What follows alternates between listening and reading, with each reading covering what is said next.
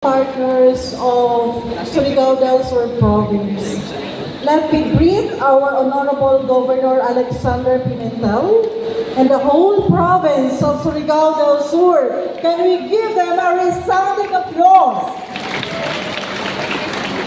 Of course, our Vice Governor Manuel O. Alameda Sr. Another round of applause, please. To our two congressmen, Congressman Romeo Momo of the 1st District, Congressman Johnny Pimentel of the 2nd District. Please, a round of applause for our two congressmen. Again, parang di naman to round of applause. Everybody, let's thank them with a round of applause. And of course, with us today, who delivered a message of inspiration and support, our very honorable Mayor Joey Pama of the Municipality of Barobo. A resounding applause.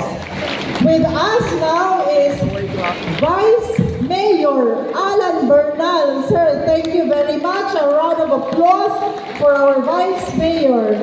Please extend our thanks to our honorable councilors, to all the department heads of Barobo Municipality. Vice, please bring our heartfelt gratitude to all our security forces. Can we give them a resounding applause? Our barangay officials.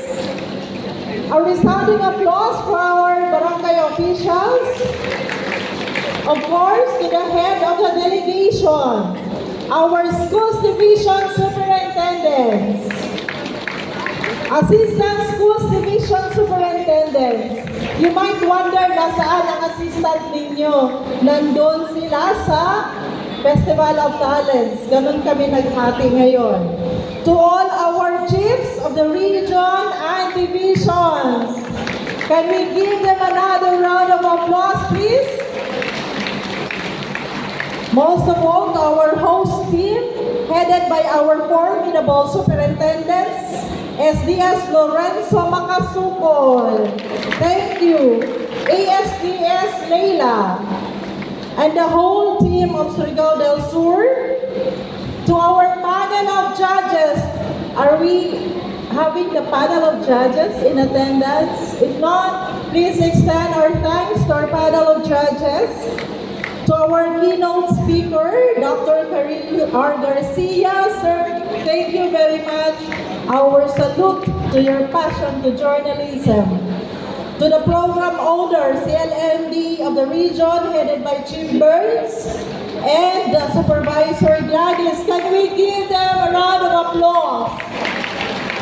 Every day, hindi ang pinapahinga nila, laging humihingi ng budget. Sabi nila, ma'am, we need your budget. So lahat ng budget ko napunta doon. Can we give them a round of applause again? To our esteemed coaches, I just want to recognize the esteemed coaches. A round of applause for our esteemed coaches. School paper advisors, and most of all, can we recognize our talented young journalists, our learners. Sa inyong tanan, mayong buntag.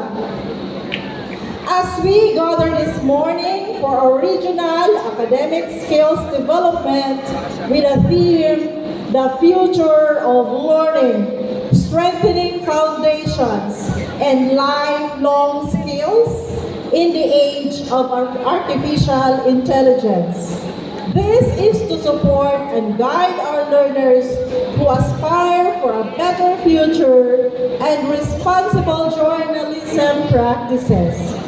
Please remember that the true essence of victory is not just in accolades, in the medals, nor in certificates, but it is in the journey of growth, collaboration, and pursuit of excellence. Dear coaches and school paper advisors, you are shaping our champions, our our learners. Whoever would win will represent Caraga Region in the National Press Conference in Vigan, Ilocos Sur.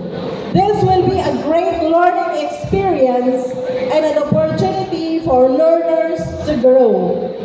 Your passion and hard work enable you to celebrate your achievements.